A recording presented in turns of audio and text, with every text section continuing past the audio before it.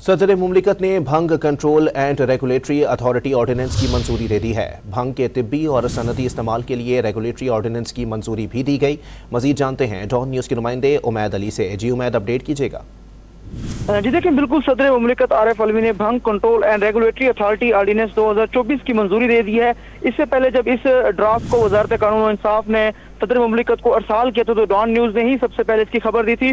तो अब इसके मुतालिक जो ऑर्डिनेंस को उसकी जो मंजूरी है वो ऑफिशियली जो प्रेसिडेंट है उन्होंने दे दिया है। इसके अगर ऑर्डिनेंस से मुतालिक मैं आपको बताऊं तो भंग के तिब्बी और सनती इस्तेमाल के लिए रेगुलेटरी ऑर्डिनेंस की मंजूरी दे दी गई है। अथॉरिटी जो भंग के पौधे की काश्त, निकालने और रिफाइनिंग मैन्युफैक्चर करेगी, जो अथॉरिटी है उसके इंतजामी कंट्रोल के लिए 13 रुकनी बोर्ड ऑफ गवर्नर होगा। बोर्ड की सदारत जो है सेक्रेटरी दिफा डिवीजन करेंगे। बोर्ड के दीगर मेंबरान में सेक्रेटरी काबीना, कानून और इंसाफ, national food security and research शामिल हैं।